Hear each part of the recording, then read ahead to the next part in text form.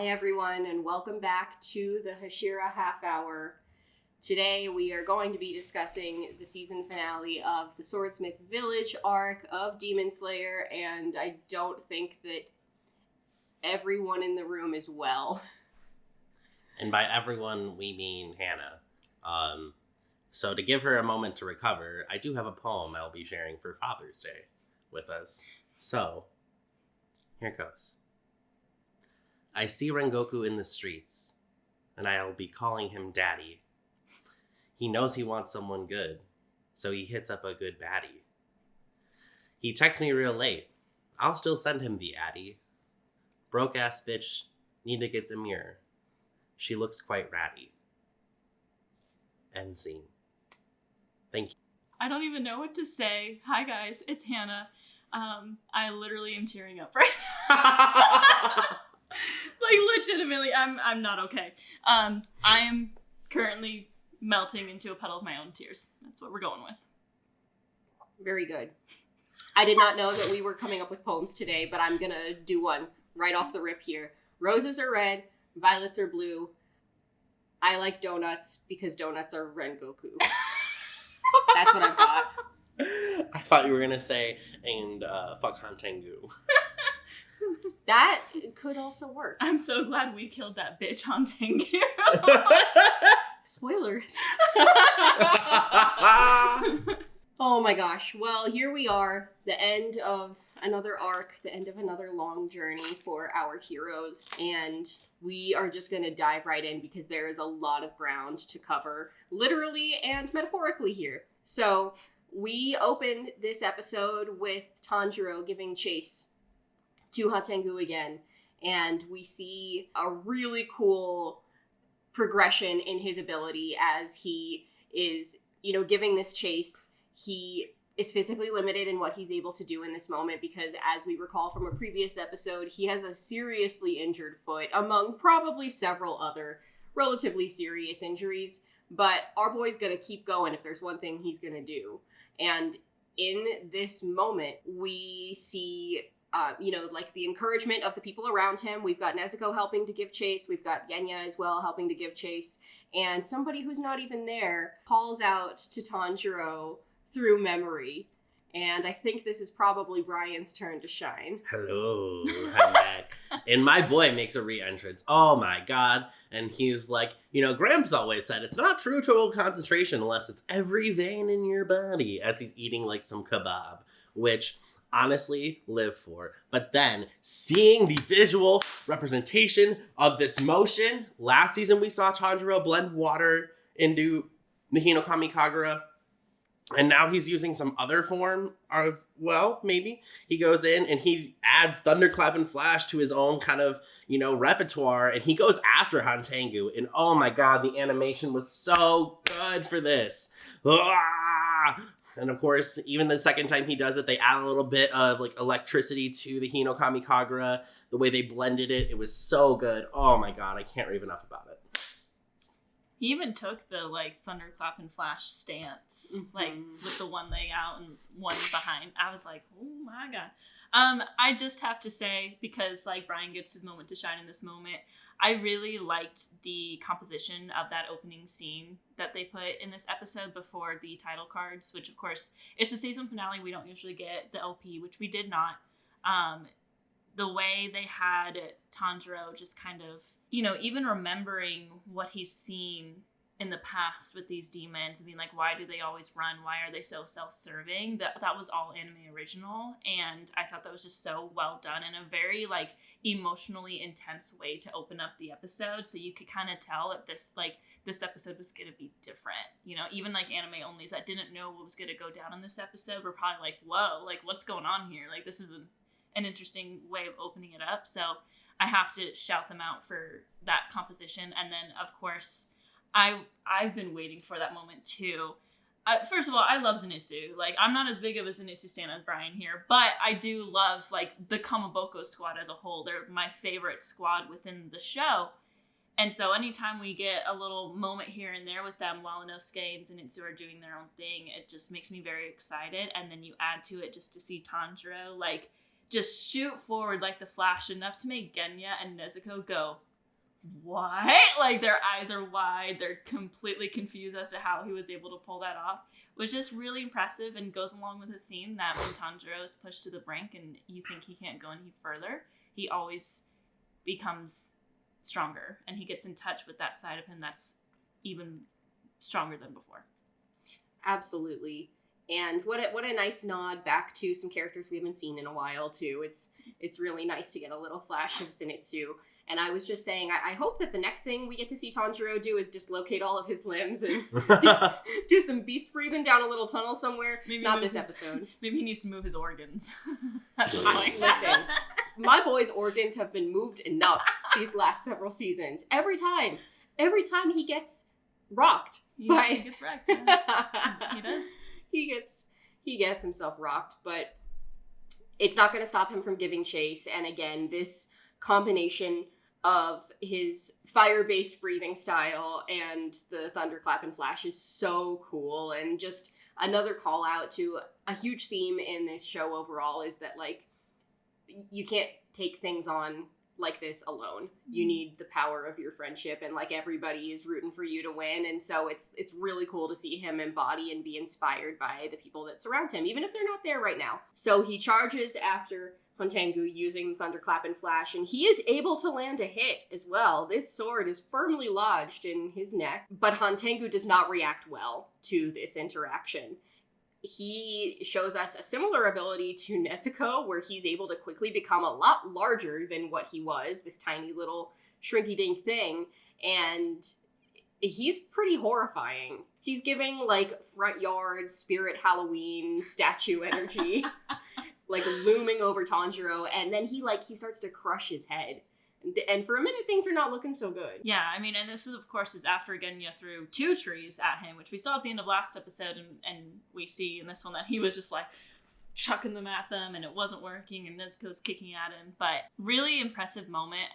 Again, the animation of the Hinokami Kagura in this moment was one of my favorites that I've seen, honestly. Just the way they did this whole episode was spectacular, but definitely creepy to see Hontengu grow like that, as he says, like, stop tormenting the weak, implying that he thinks he's weak when, you know, he's clearly not. And it just goes along with the theme as to why Tanjiro is, like, so angry at this moment, and he's just going after them and getting in touch with these new powers, essentially, simply because he's just so angry.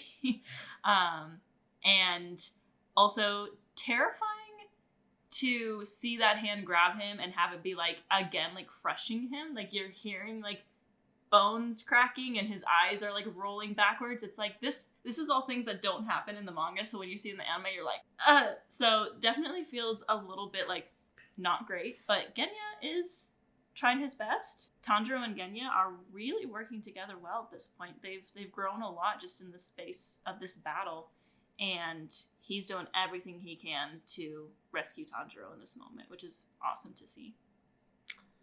And it feels like Tanjiro really can work with anybody at this point.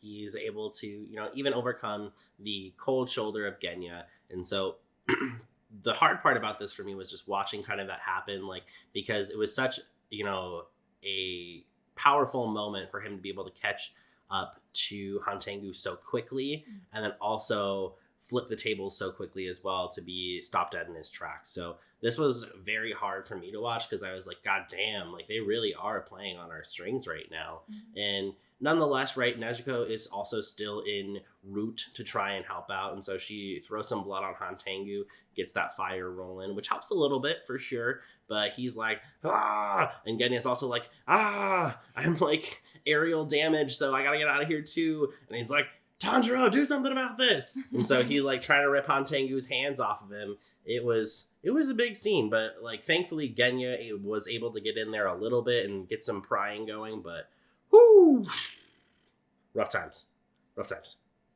Yeah, definitely not looking so good at first, but we do see that between Genya, Tanjiro, and Nezuko all charging at this guy, they are able to get Tanjiro out of his grasp, taking both of his arms in the process. Hontengu's, not Tanjiro's. That would not be ideal. Granted, this does not stop Hontengu, and Tanjiro is still not doing so good. He is, like, collapsed against the side of a tree, I think, at this point. And Hantengu is like still kind of trudging forward, also not doing so hot at this point. And he is monologuing about like, the other like split forms of me are using up too much energy. I can't regenerate quickly enough. I need to devour some humans so that I can get back going and on my way. There are some swordsmiths nearby, and so he charges after them. But Tanjiro's not going to let him. I mean, yeah, this is where the second part comes in, and he really goes after it with that second thunderclap and flash. But looking at it, right, like, he's trying so hard to get after it at the same time as, like, watching Nezuko on the ground, and he's watching that run away. So he's trying to get over there as quickly as possible. He ditches Nezuko behind because she's just laying there. So he's like, let me get after it. But he eventually gets over there and breaks through the head. But it's still not enough because even beheading this demon does not work out. And then he realizes, oh crap, it has a different symbol on its tongue. That's not the right one. You chose the correct demon again, or incorrect demon. But I mean, for Hantengu to call himself weak and then have like 8 different forms going on, like, that's not weak. I'm sorry, sir. Like, you have a magical hat that you flip out of every 5 minutes. That's just like OP. Let me tell you. Yeah, we're shooting forward here. Things feel very hopeless.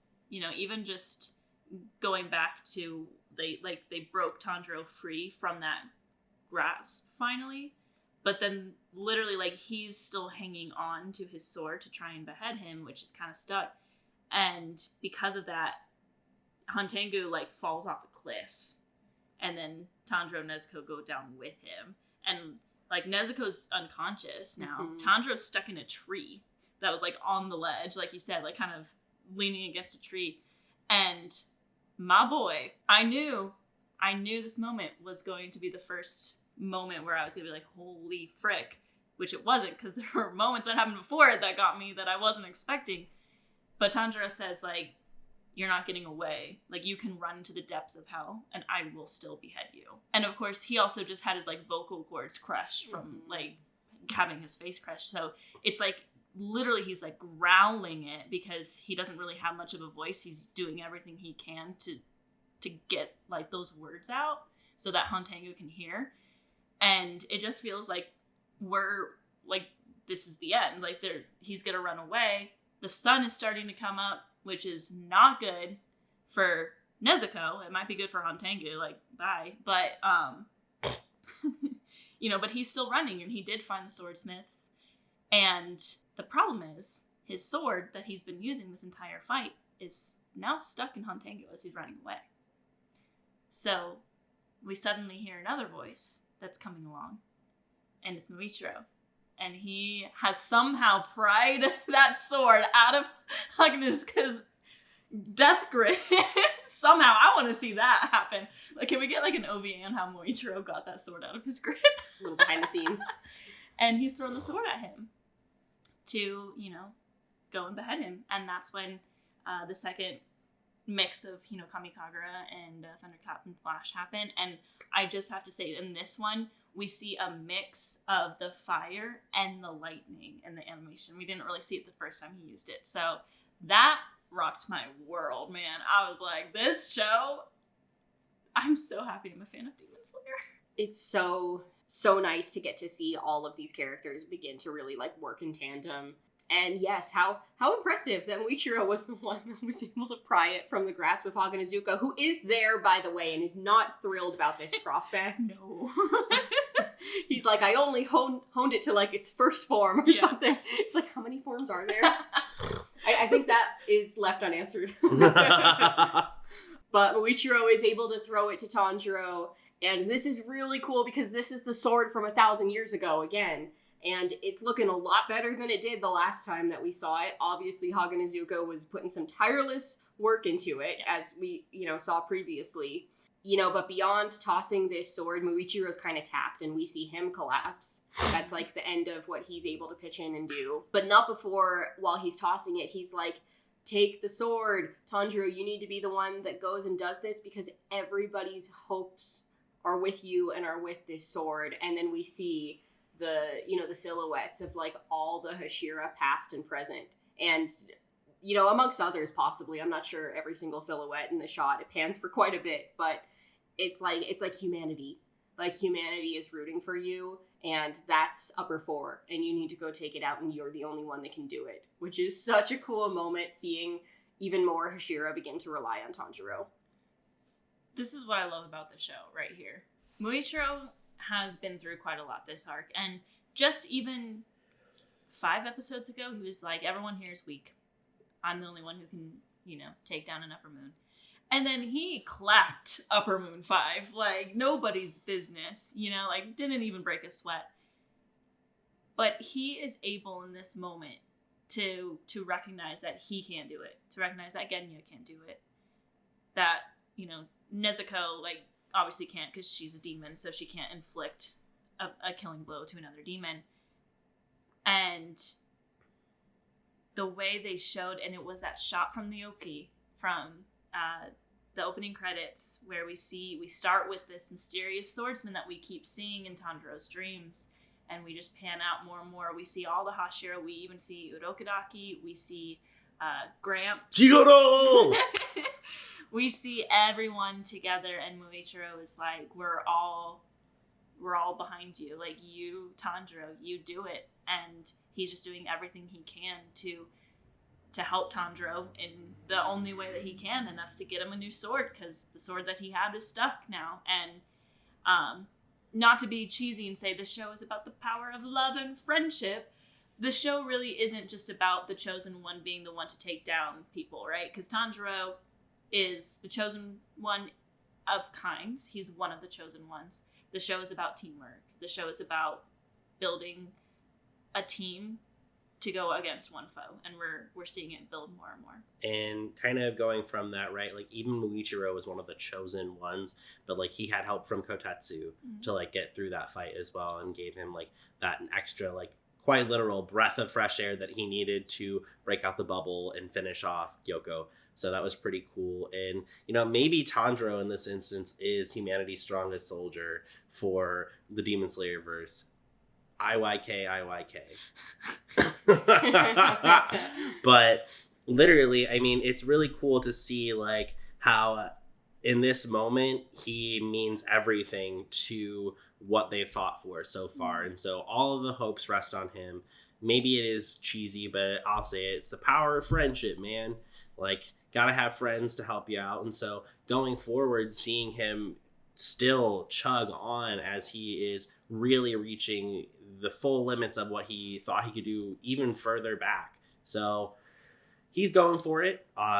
Hopefully we can get there. Are you saying that Tanjiro is a fidget spinner? Maybe. He's a fidget spinner. I have to say, obviously Tanjiro beheads Hantengu in this moment, and we find out very quickly that that wasn't enough because he's still running. But this Hinokami Kagura moment had me, again, my breath is taken away. There's something about fire in this show. I think that's their favorite element to anime, and it is just spectacular. But also, like, they're changing the way Tanjiro looks. I don't know if you noticed this, but normally in his eyes, the bottoms of them are a little bit more like bright red than the rest. But when he gets into these like God mode moments, that brightness actually rings around his entire eye to like maybe signify that he's seeing something different, that he's like getting in touch with even more power. I just think that's a really cool addition that they add. It happened, I think, when he had the blood tears in Entertainment District. So really cool little additional detail there with his eyes just being more concentrated, maybe? More focused and vengeful, which for him is unusual. It's not his natural state. Yeah. It's not something that generally I would say is his strong suit. It's just not really how he is, but there is like a limit, and all of these upper moons have well surpassed that limit because like it's their fault, right? Like, and the closer that you get to Muzan, the closer you are to a complete lack of humanity and a lack of regard for humanity, and that is something that is unforgivable to Tanjiro. So it's really cool to see his inner rage really come out, because it's not very often that we get to see it. So he has the new sword, and he needs to charge forward again with this new sword to try to help these poor swordsmiths that are running away. What were they doing there? They were hiding. They were like in these rocks. I think they had been out and about. Maybe they're just like they were like hiding. God, this seems like a good spot. Out in the middle of nowhere, in a wide open field, in the middle of the night. What are they doing? What are they doing? Like, they're getting in the way. It's okay. It's all right. Tanjiro's gonna protect them, right? So this is, you know, and he is still not doing so good. He's doing probably worse than he was the last time that we tried to see him moving, but we get to see again the beautiful thunderclap and flash. We get to see him hold the hilt of the sword, and he needs to charge forward once again.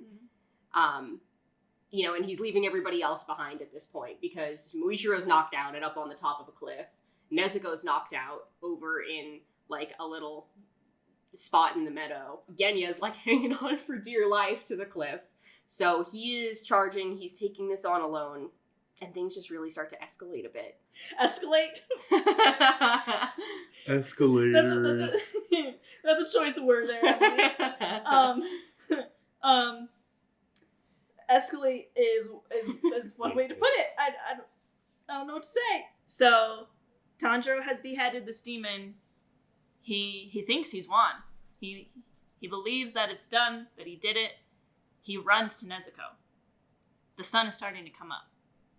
And he's like, Nezuko, run. But again, his voice is not there. He's desperately, he's starting to get very desperate. And everyone's feeling a little desperate because the sun is starting to come up. And while this is probably good news for the fight with Hantengu, this is not good news for Nezuko because they are in a wide open space. And so he runs to her, telling her to run as much as he can. But she doesn't run. Instead, she is like hugging him, and he's confused. She's pointing to Hantengu, and he has not died. He's not disintegrating. He's still running for the villagers, and Nezuko is essentially trying to tell him, you need to run after him. You need to run after him. But what does Tanjiro do? He just gets caught, and like honestly, what a fork in the road to be posed, right? Like, could you imagine at that point you're like, the entire time I've been here, I've been trying to do this thing, and now it feels like I'm either going to sacrifice the lives of people I'm meant to save, or I'm going to let go of everything I've worked so hard for. And he's just like trying to sit there. You see kind of that Nezuko starts to burn a little bit, and it goes not super well. She's like obviously wincing in pain, and he's trying to figure out what's going on, like what's the decision you should make. And honestly, there's no way to tell what the right decision would have or should have been. Now you see them like continually burning, and he's just like, I can't do anything about this. And Nezuko makes the decision for him, and she says yeet, because she just yeets Tanjiro all the way. She uses that powerful kick on her own brother, and even as he's flying through the air, he's still paralyzed in this choice, which is he's like I can't make up my mind. I don't know what to do. She's making the decision for him, but that doesn't necessarily make it easier, because as he's flying away, he's just like watching her burn. And then we get tormented by Ufotable with a slideshow, an 8th grade style slideshow of all these adorable scenes, past and present, with Nezuko. I'm like, all it's missing was like Green Day's Good Riddance, Time of Your Life. That's like another turning point, a demon in the road. Watch Nezuko burn and we'll all cry. That did happen. This is like, because again, this is the point of the whole show. So like, where do we go from here? The whole point of Tanjiro becoming a demon slayer in the first place is to try to turn Nezuko back into a human. What happens next if Nezuko does not survive this fight? And that's why like this whole sequence of events up until this slideshow happens is so telling of Tanjiro's character, I think. You know, like, first he runs to her, he notices that the demon is running away. He starts to chase it, but then Nezuko starts to burn, and it's bad. Like, there's fire, like, and he looks back at her with this, like, absolute look of terror, just completely like, what do I do? And this scene is so important for Tanjiro's character, because we've seen him, like, he's always trying to do what's right, and he usually does what's right, like, he is a good boy, like, he is a pure soul, and almost to a fault sometimes, like, my husband and I just watched Mugen Train, after he gets stabbed by this conductor and he's flying through the air because the train is, flipping. He's like, I can't die. It was like, okay, realistic. Because if I die, the conductor becomes a murderer. And it's like, okay, Tanjiro. Like, he's so selfless to a point where every once in a while it gets a little bit like, okay, Tanjiro. In this moment, and this is heartbreaking, he's presented with two things. You either protect your sister, that is your life. That is why he's able to keep living, essentially, is that he has this goal to turn her back into a human. Or you go and fulfill your duty as a demon slayer, even though you became a demon slayer for your sister. Mm-hmm. It's like the job that he took to fulfill his goal is now being direct contrast with his goal. And how realistic is it that a 15-year-old kid in this situation wouldn't be able to decide, right? Oh, yeah. I mean, you're choosing between your family and what's become, like, your accustomed family and, like, your chosen family. It reminds me of that, I don't know if all of us got this in school, where, like, someone presents you with the train analogy, where one way on the train tracks is your brother, but it's only your brother, and the other way is, like, 10 people, and you have to decide which way you go. You either kill your brother or you kill the 10 people. Like, which do you decide? It kind of reminds me, I don't know if you guys got those, like, you have to choose type things. Like, I don't know if that was There's a school actually a board thing, game like that, but that's another day. But yeah, it just shows his character, because he did not make the decision. Yeah. Nezuko was the one who kicked him away. If Nezuko hadn't kicked him away, what do you guys think he would have done? Protect Nezuko. I think so too. Oh yeah, he would have literally ran away with Nezuko. Hantengu would have eaten people, and Tanjiro might have quit the Demon Slayer Corps. Hantengu might have figured a way to get away from the sun, because if he ate the humans, he might have gotten his speed back to somehow evade burning, kind of like Akaza did. Yeah, like, he would have shrunk down into a small body, probably, and gone away, too. So, like, Tanjiro's decision would have directly, like, he probably would have gone fired. Like, they would have been like, you're 15 years old and you can't make right decisions. You're done in the Demon Slayer Corps. Get fired from the Demon Slayer Corps. Oh, no. Oh. But, I mean, from there, once he's actually kicked away, he's like, well, shit. I'm here, so I might as well get after it. Tears in his eyes, welling up, because he knows what this means. Like, after we've gone through that insufferable... That was slideshow. Awful. It was so long, too. Like, and for what? To just continue to prolong our tears? Yes. They're like, we're going to make you cry now. Enjoy a montage of all of their happy moments together. While happy moments. Literally every moment was them on the brink of death together. Those weren't happy. It was Rui, V, the two of them. Okay, I will say I definitely was watching that I was sobbing. Like, hiccuping, sobbing, so I might have missed some of the, like, it was like a mixture of happy moments and, like, when they worked together to defeat a demon, which is still a happy moment. It's just more of a, like, intense happy moment. Ufotable, you're on my list for that one. But he's flying away, tears in his eyes, because he knows what this decision that's been made for him means, and... like, that Nezuko's going to die. No demon has ever been able to withstand the sun, and we see her, like, already getting pretty crispy down there, and, like, fading away. And,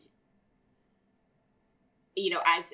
I don't know that he turns his attention away necessarily, but he literally is, like, spinning away from her kick, and so his focus then becomes Hantengu, and again, we see this rage come out, because it's his fault, right? If he didn't have to decide between these two, then Nezuko would be safe, and because of him, Nezuko is going to die. And there's no way Tanjiro can accept that. So the very minimum he's going to do is make this death count because he has to now, and he's going to make it miserable for Hantengu. And he unleashes again an insane Hinokami Kagura as he takes off after him. And I think like the most rage we've ever seen in Tanjiro comes out in this moment. I think this one was called Flashdance, right? I think that's an 80s movie. Flashdance is not one of the forms No, I swear this episode had Hinokami Kagura Flashdance, nonetheless. But it was literally coming up for him, and this is when he's like, I need to smell him. I need to smell. Make the smell clearer. Know the shape. Know the color of the smell. And I was like, damn, Tanjiro, like, can I get that scent? I would like to be directionally gifted. And so he literally is just raging on to get to him. It's really kind of nice to see Tanjiro go full feral mode, because now at this point, like, he's like, there's no holding back. The literal reason I've been here the entire time is gone. So you have pissed me off to the umpteenth power. So you are going to feel my wrath. Well, in that whole scene that transpires, first, I have to say it, Hanai-san's voice acting for this entire moment was top tier.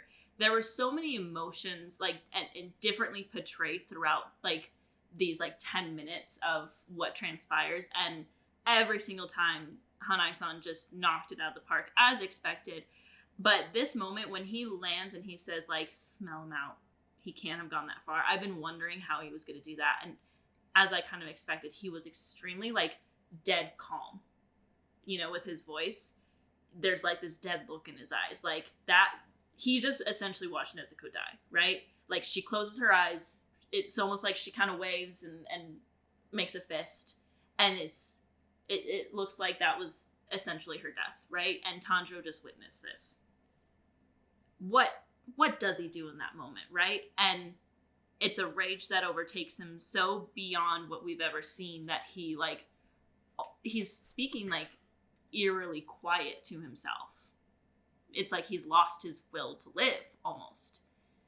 But then he gets there and that anger boils over, and we get another, like, end of entertainment district feeling of the shouting, the screaming, the eyes going white while he does this.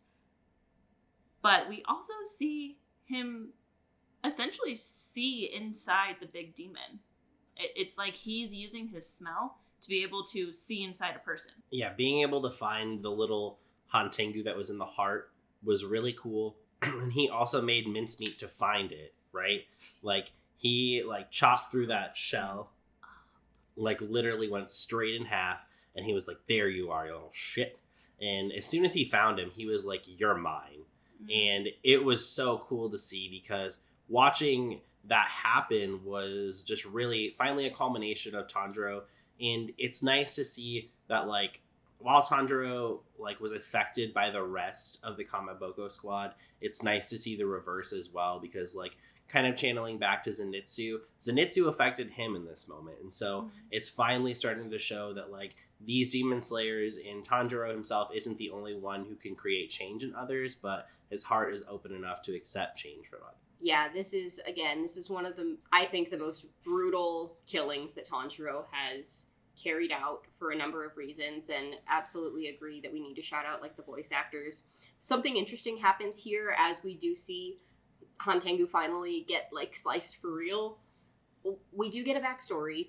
It's a very, very brief backstory, and I think that's something that's unique about the two upper moons that have been in this arc, as, like, the primary villains. So Gyoko didn't get one at all. It's like, it doesn't matter. He's just, like, a sick freak. And he's taken care of. We don't need to worry about him anymore in this episode. But Hantengu does get a very brief flashback, and we see that it's interesting that he looks, like, almost exactly the same in the flashback, just, like, minus the horns. Yeah. He's just, like, some ugly, like, disfigured guy that faked a lot of ailments for pity, but still carried out, like, a high level and rate of crime. He was kind of pathetic. I don't know. What do you guys think? It was really sad.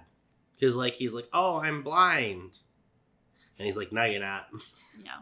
And it was just like, my hands did it. And like, I wanted to know, like, was he like an outcast of society? I'm sure from what we know with, I'm sure he was very similar to Gyotaro in the sense that he was an outcast of society. Everyone hated him. They were like, boo, ugly guy, you suck. But like, also at the same time, like, bruh, you can't be killing people and stealing like that. Like, I get it. It was probably hard living your life, but also don't make other people's lives harder because of it. He just had like a very like victim mindset when he is anything but the victim in human and demon life. Well, and that's what kind of started the whole like Tanjiro just being very angry. Like for the last few episodes, he's been pretty different, you know? Like there's just like a different aura about him because it's clear that he's just like really angry. And that I think that happened when, you know, Zohakutin called him the evil villain, right? And that was back in episode 7. So we've gotten some time with this, and I think Hantenga's backstory is really interesting. I think, you know, it's clearly implied that he was a liar, but I also wonder if not everything he said was a lie, but people looked at him different because of his disfigurement. I think that, you know, there's a lot of stories out there where, you know, I think about like the Hunchback of Notre Dame, where they take this man who's a hunchback and they vilify him, even though he's done nothing wrong. And I think it's clear that Hantenga still did some like things wrong. I think that he was lying about the blindness, but they don't actually confirm that he wasn't blind. Like there might have been the possibility that he genuinely wasn't lying, right? It's kind of up to us to decide in this moment if that's really what's going on. And I think he wasn't. I think the show kind of makes it obvious when someone's blind. I think they usually kind of animate their eyes to just be white, but you have to wonder, because we've seen this many times before, that demons that become demons, a lot of them become demons because of the way they were treated by humans. And they, like, he's on death row when Muzan meets him. Yeah. And I mean, they said you are deformed and you are ugly. So, and then Muzan meeting there was really, again, like, it's almost like a theme, right? Like all of these demons who are like inches away from death, they're like, let me tempt you with immortality. Let me help you out here. And then all of a sudden they're like, I'm such a bad guy. It's like very interesting that every time we see a demon get like changed, it's like their last shred of hope to try and have a better life. But really it only just makes things worse and extends their pain, which is really sad to see, honestly, because it happened with Rui. Rui was sick and he was like, you're a kid, and like, let me help you. He had that fake family, which only caused him more pain. Yeah. Manipulation at its finest. Absolutely. Although, again, like for most of the demons where we've seen a backstory, I think that I've been able to feel some kind of sense of pity or like understanding because it's about choices. These two are much less. Yeah. There's a lot less gray area with the demons that have been in this season. So short moment. And, you know, as we come back to the present moment, he's done. We get to see that he is done. He's fully cooked. Should I repeat what I said while we were watching it? Bye, bitch. Literally, Hantengu is a fugly slut. No one. Oh my god, the burn book. Oh no! Not the burn book! It literally burned because as soon as like that head went off, the sun finished the job quickly. It was like, head is off, bye! And so, you know, mission accomplished, essentially. This is like the end of the mission of the Swordsmith Village arc, but there is no time to celebrate at all because the minute that like his sword cuts through, Tanjiro is collapsed on the ground, sobbing because Nezuko just died. This is like an enormous loss for not only him, but like the story. How are things going to progress from here? And anyone who's ever suffered a loss that's like anything along those lines know that this is like one of the most vulnerable times that you could ever go through. And not only is like he now mentally broken, he's physically broken too. He's really put his body through the ringer, and so he just completely collapses in more ways than one. And the swordsmiths that he just saved are trying to help him. There's not much you can do or say in a moment like this, but there's a surprise. Surprise. Surprise indeed. They're like, Tanjiro! And he's like, and he like won't turn around to see that she's still alive. Thankfully. If you were an anime only, we all know you were probably not okay in that moment. But it's okay, because Nezuko conquered the sun! Aren't we excited? And nonetheless, she starts to try and use her words. Oh, Ohio! Which was so cute. Finally, we get to hear Nezuko's voice actor just a little bit, which was so nice to see. But I'll let Hannah have a moment because I know that she was waiting for this. This is such a turning point in the show. You know, we go from, we just beheaded the demon, and Tanjiro, again, something we don't really get to grasp in the manga is the way he just collapsed onto his hands and knees, which you can't really blame him, you know? All of that pent-up anger he just let out, and now all that's left is emptiness. All that's left is grief, because he has not dealt with the grief of losing his family. Like, that's deep down inside still. That's something that he's pushed down for Nezuko's sake, essentially. Like, he's this whole time just being strong for her, and now she's gone. He has built these friendships, but essentially has nothing left in what he thinks in this moment. And so this is a turning point in the show, because you're sitting there like, okay, what do we do from here? Where does the story go? Because our goal has been to turn her into a human. And he even says, and this is added from the manga, additional dialogue here that was not in the manga, where he says, he's saying her name, and he says, like, everything that I've done has been to turn her into a human. Like, I'm here, I've gotten to this point because of that goal, because of her. And then that's when we hear, Kamado Dono, like, hello, listen to us, because they can see her at this point, and they're trying to inform him. And Ufotable, they have this thing of zooming in on Tanjiro's eye and having the reflection of what he's looking at. And we saw it in Mugen Train. We saw it with Set Your Heart Ablaze, where the reflection in his eye is not good. It's Rengoku in his dying moments, right? But this time, we see this reflection for a very important moment in his life, but it is Nezuko walking in the sun. And the emotions you go from being like heartbroken for Tanjiro, like just absolutely, like, my heart breaks for my son, of course, and your tears just change to tears of joy because Nezuko is alive. But what a turning point in the show, because we have not seen a demon able to do this yet. And not only has she conquered the sun in a way where she's able to get up and live afterwards and speak for the first time since before she was turned into a demon. Mm-hmm. She's like unscathed. She has like some blood left on her kimono, but she's like she's fine. She looks better than she did before the fight. Yeah. There's something strange going on here. But in the moment, nobody really cares what it is that's going on. It's just like, and we were joking that this should have been the actual name of the episode. Yokata! Thank goodness. Yokata. I learned that in school, actually. So it actually is the past tense form of good, but they use it as thank goodness. Thank goodness. That could have been the Taisho secret. Oops. Oh. Thank goodness, indeed.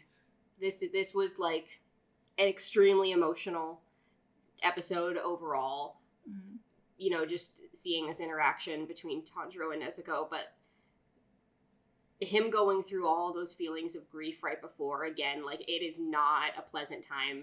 And, you know, my sympathies to anyone who has felt something like that. And then he gets like that impossible moment that does not come for so many people. Yeah. That's like, you know, like part of grief is almost like, if I could just see them like one more time, if I could just hold them one more time. And he's laying there in the ground like there's not even any bones for me to bury. Everything has been dissolved by the sun.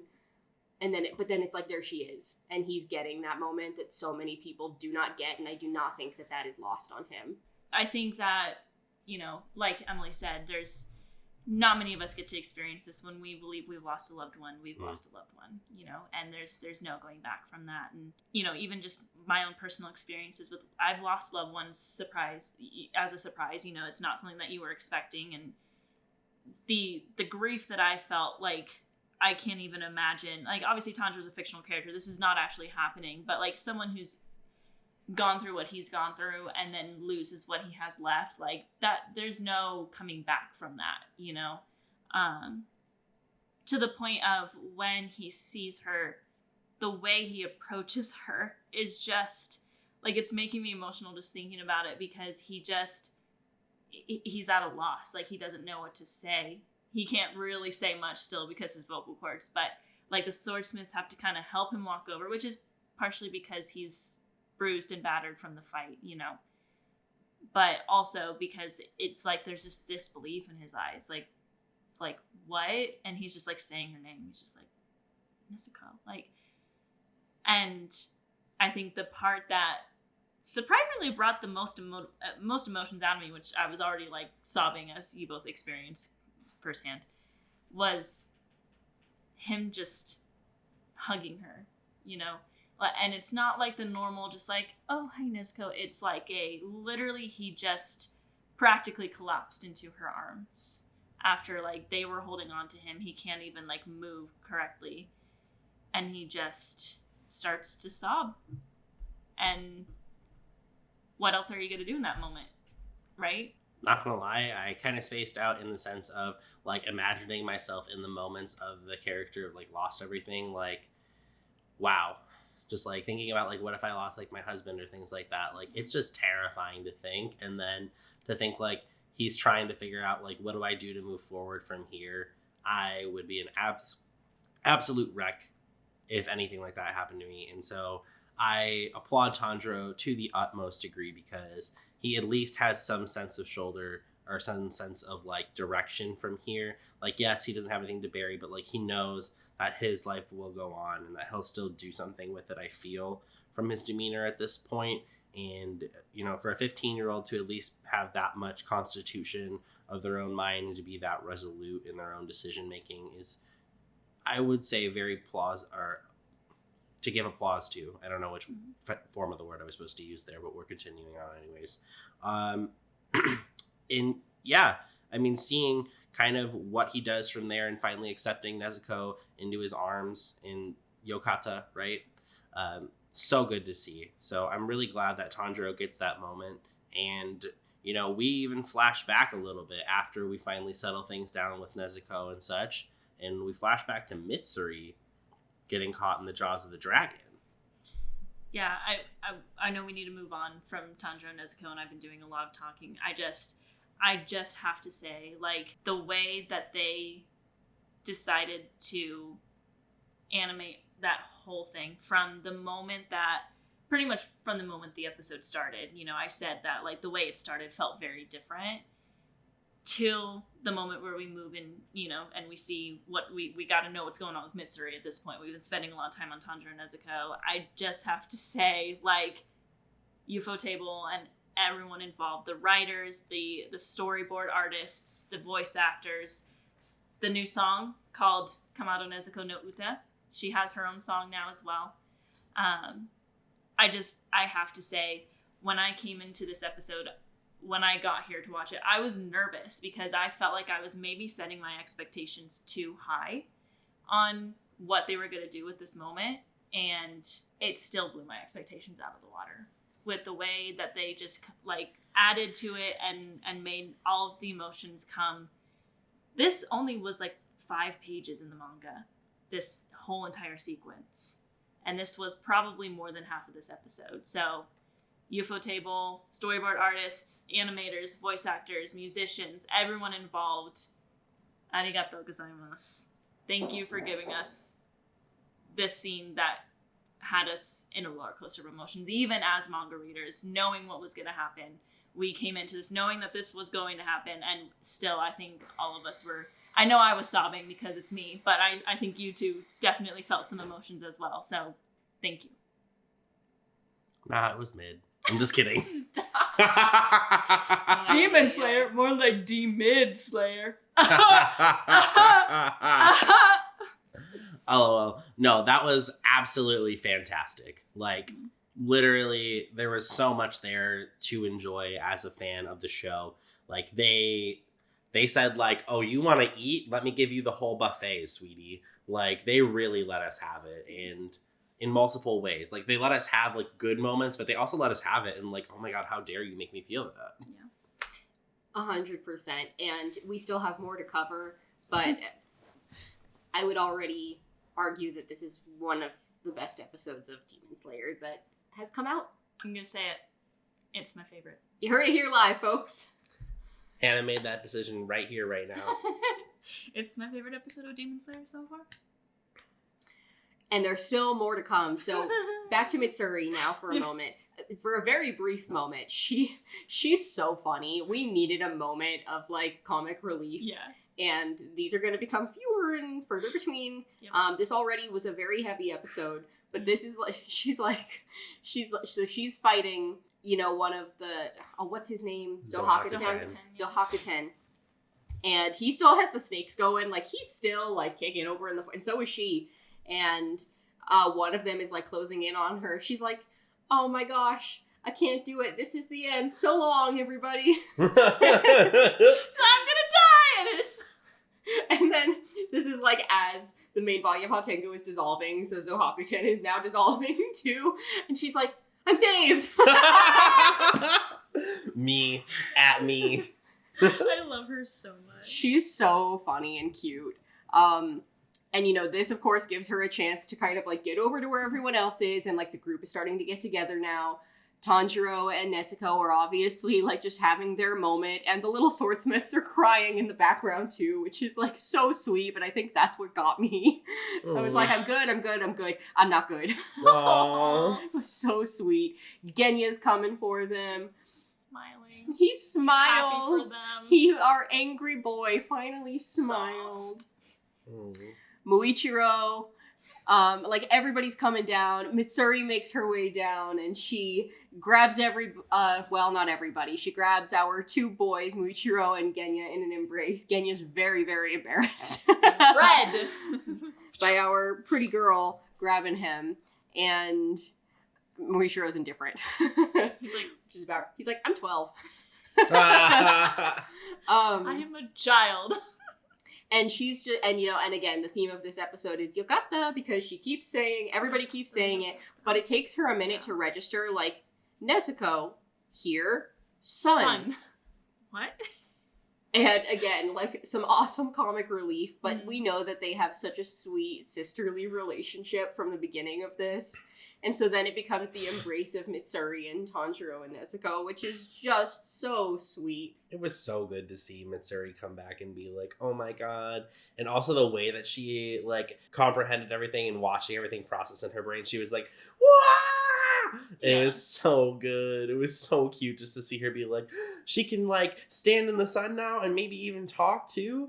And Tanjiro was like, I don't know how this happened. She just kind of did it, but I'm glad that she's still alive. So, amen, right? And this is a fun little moment, too. I love the comedic relief after such an emotional episode so far.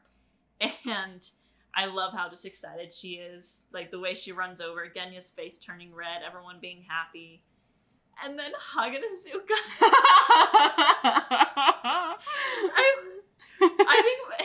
I think if I had to say my favorite comical moment is also adorable, is when he's, like, so angry at Tanjiro. Which, like, he should be angry at Muichiro for being the one that, like, pried the sword out of his hands and throwing it to Tanjiro. And Tanjiro goes, Nezuko, run! Because she's carrying him again because he can't move. Like, he's just exhausted. And she goes, run! So cute! Oh, that made my heart so happy. It was so cute. It was so funny. And the swordsmiths are like, it's okay. It's not broken. It's right here. But he has, like, a very directed, focused rage. Focused lens. He has to be angry at Tanjiro he for does. something. I think it's just his perpetual state of being. Yeah. He's just angry. Yeah. He's just an angry boy. So this is, like, a really nice, sweet reunion that we get to see. We don't get to linger on it for very long, though, because other people are aware of this development. Mm-hmm. And so we pan to a totally different environment, a bedroom with a young boy facing a bunch of disheveled bookshelves. And what we can assume is his mother and, like, the maid coming into his room. And he is trembling they're asking him what's going on. Why did you make such a mess of your room? Were you looking for something? Doing some research? We can help you find it, but let's have some tea first. And he quickly, next time, no heads them, unalive. So we pick up pretty quickly that this is actually Muzan in yet another form. Push nodding my head.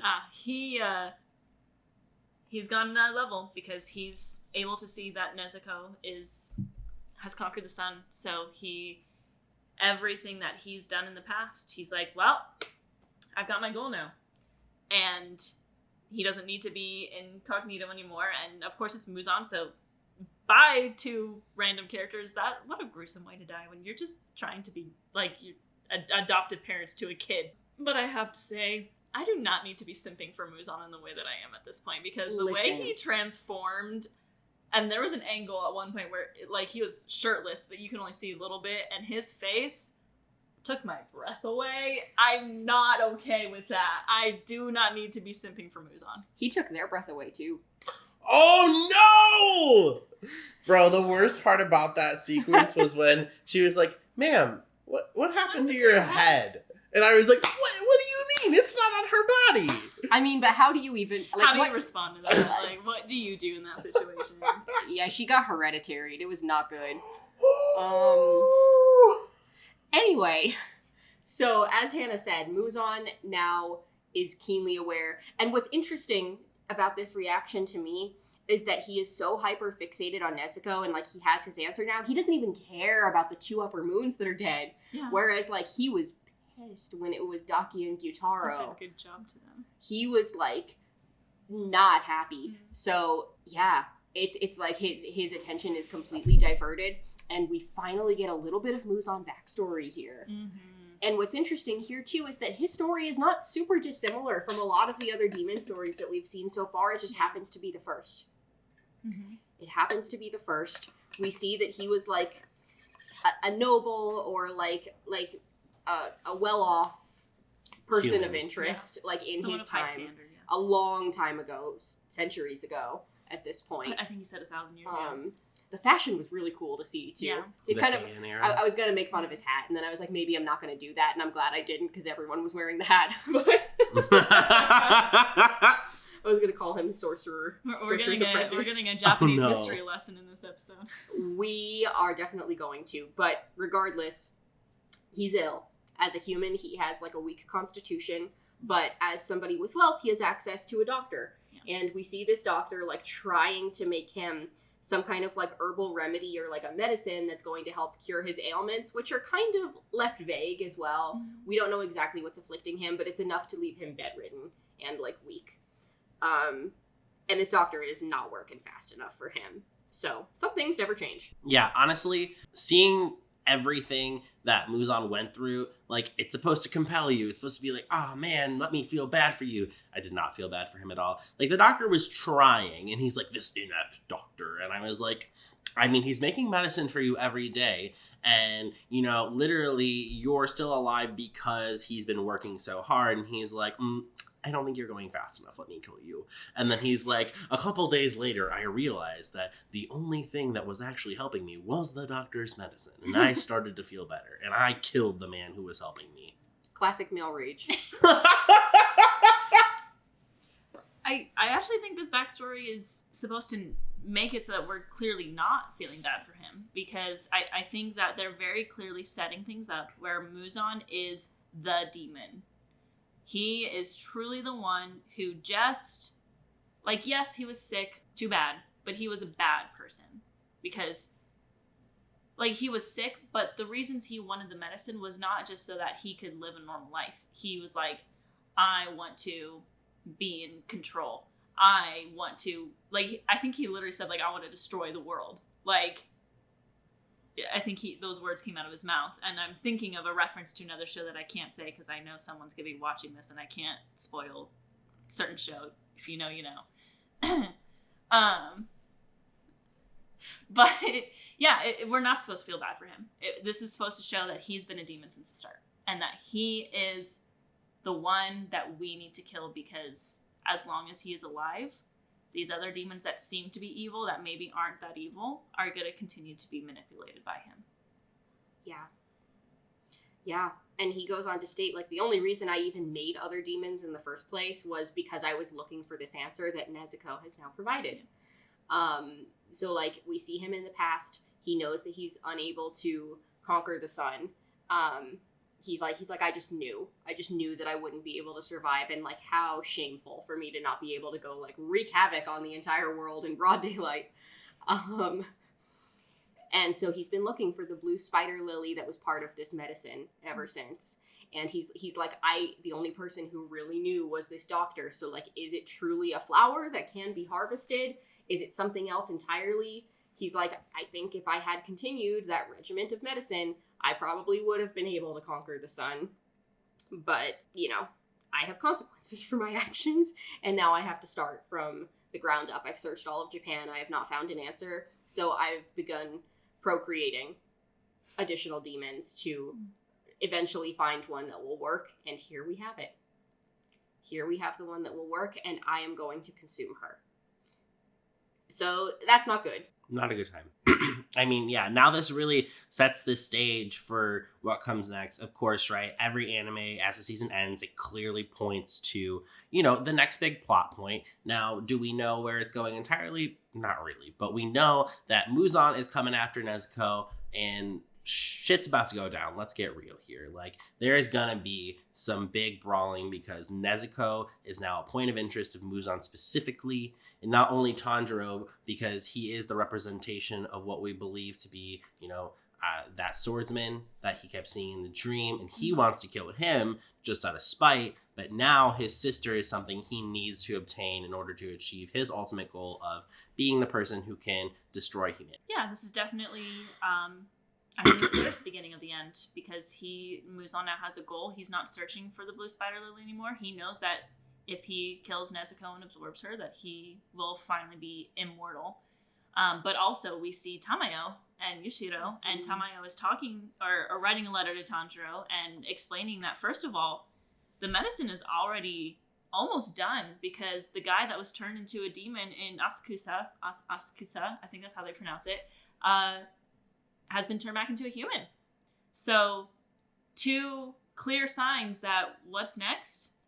I think we're getting into our possible final few arcs here. Yeah, it is very bittersweet, but Demon Slayer wears it well. So, more to come on Muzan. There's definitely a big fight brewing. But nice to see Lady Tamayo and Yuichiro again. And, you know, and she mentions in this letter, like, I think Nezuko's gonna be able to conquer the sun soon based on the blood work that you've sent me. Yeah. And obviously a little bit too much, a little bit too late. Tamayo. She sends a letter after Nezuko conquered the sun, and Tanjiro went through all that. And she sends the cat again, which I think is hilarious, because when this cat shows up, the last time it saw Tanjiro, we got like the little monologue at the beginning. It's like, I'm so worried. I thought he was gonna die. And now he's like, how are you worse than the last time I saw you? Oh no! No, Tanjiro's definitely doing better this time. He's not straight out unconscious at the end of the That's true. So far. That's true. So far. He should be, though. So far. They keep waking him up. I'm like, please let the boy just sleep. Let my man have his noodles. Literally just like, he needs to sleep and he needs to eat. Like, please. Instead, he's like, oh, he's asleep. No, they're talking to him. Oh, he's asleep. No, they're talking. For good reason, though, this time, because as we come to the conclusion of this episode, you know, it's time for him to head back once again to the Butterfly Mansion to recuperate, because this man ends every season in the hospital. And, you know, he has to leave the Swordsmith village the way that he came. He needs to be blindfolded, his nose needs to be plugged because of his keen sense of smell, like ears covered, like the whole shebang. The town is, like, decimated, but they saved the city. The residents are all okay. So he gets, like, a personal thank you from the chief of the village. And they did salvage, like, one really extra beautiful wagon to carry him in.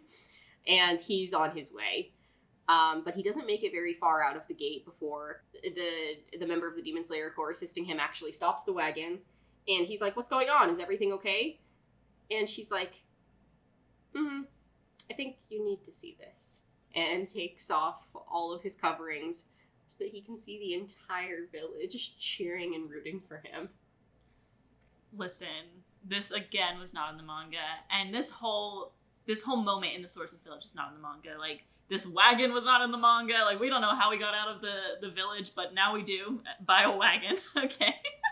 All the character interactions here are really cute. Haganazuka is like still angry, but clearly is like happy that Tanjiro survived, and you know it's like there's character development happening there with Haganazuka, and Kotetsu's making fun of him. It's just like silly and fun after such a long like emotional roller coaster of an episode with new things happening, and you know, of course, the emotions.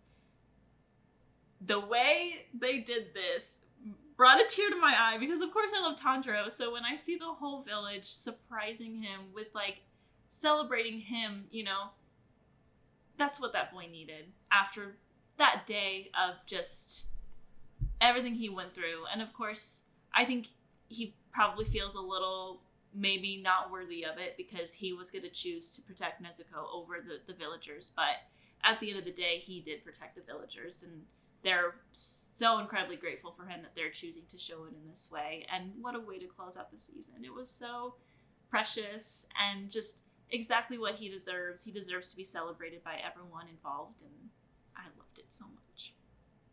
It was so good. It reminds me of a couple scenes in Naruto. I haven't said it this episode yet, so I needed to say it at least once. And Emily knows what I'm talking about, so it's really nice to see. Hannah's confused. She'll get there later. But nonetheless, right, like he really did deserve all of that. And I do love to see how Haganazuka made the comment, like, what, you don't want me to, you know, repair your sword even though it's a little bit damaged? And he was like, no, thank you for doing so. Like, it's so cute to see that Haganazuka does really care about Tanjiro. And the fact that, like, everyone was, like, still there for him, even though like things were really tough in the city, they all like literally stopped what they were doing to say like, Tanjiro, thank you, because everyone put their hopes on him, right? That was that flash scene that we saw of every Hashira, and then this is what he gets out of it because everyone trusted him and he came through. Luckily for everyone, and Nezuko included. Absolutely. What a good episode. One of the best, if not the best by certain standards, but we are definitely well over time. There's so much more we could probably keep going on about, and I'm sure that we will come back and revisit this at some point in the near future. But for the time being, are there any final thoughts before we transition to our favorite moments? One last thing. If you haven't seen it already, I know this is the sad ending of the Swordsmith Village, but Ufotable has given us the key visuals, or some of the visuals and posters for the next arc, which is labeled the Hashira training arc. So that trailer is already out. Don't you worry. We're going to be on it as soon as it comes out. We'll provide updates, but let's get to our favorite moments. I'm sure that there's one that we can probably all agree on as a general favorite of the group. Obviously the moment with Tanjiro and Nezuko is so incredibly special.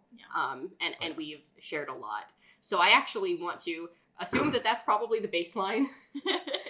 and let's maybe talk about like our other favorite moments as well. I'll go first. I know his favorite. I know his favorite too. You go first, yeah.